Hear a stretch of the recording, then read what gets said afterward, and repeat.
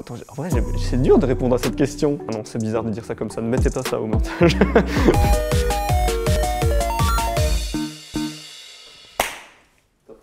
Nickel.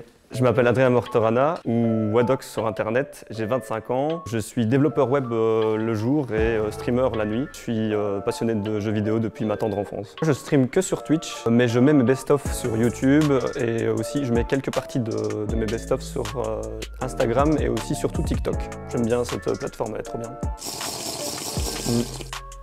Avant de commencer un live, je me détends. J'ai ma petite playlist stream que j'étoffe de plus en plus et normalement au début du stream je mets 3 musiques pour se mettre un peu les gens dans l'ambiance avec ma petite intro et au moment de lancer j'appuie sur mon stream deck et là pouf d'un coup on part sur ma figure et je dis bonjour, comment ça va? J'espère que vous allez bien. Bienvenue sur ce live.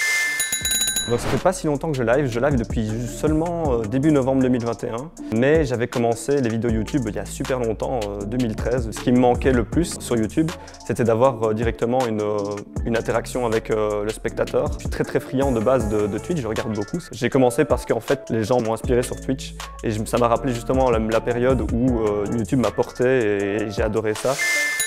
Je stream surtout des jeux assez fun, ce que je propose la plupart du temps sur ma chaîne Twitch. Le lundi, la plupart du temps, c'est une découverte ou des jeux entre amis. C'est toujours à 20 h. Donc là, on est dans mon bazou. Ah, c'est la journée en plus. Le but dans ce jeu, c'est d'améliorer notre voiture, de la rendre parfaite pour la prochaine course de la région. Le mercredi, c'est mon créneau préféré, à 20 h, le live react. Les gens qui me suivent m'envoient des vidéos et puis après on réagit sur ça, on débat dans les commentaires. C'est ce que j'adore en fait, c'est l'interaction avec le public.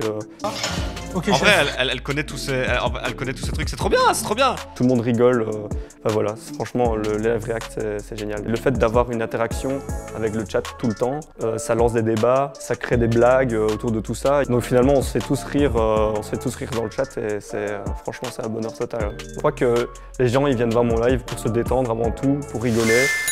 Le streaming m'a apporté une grande satisfaction personnelle, le fait de ne pas avoir peur de parler devant les gens, même si là on ne vous dirait pas, mais quand les gens viennent te trouver et te disent bah, franchement ton live il était super, ça m'a scotché du début jusqu'à la fin, on a bien rigolé et tout, bah, en vrai c'est trop satisfaisant et ça donne juste tout le temps envie de continuer. Alors mes objectifs c'est toujours les mêmes et je pense que ça restera toujours les mêmes. C'est de m'amuser et d'amuser les gens en fait. Depuis que je suis petit, j'aime bien faire amuser la galerie. Depuis toujours, je stream avec mes amis.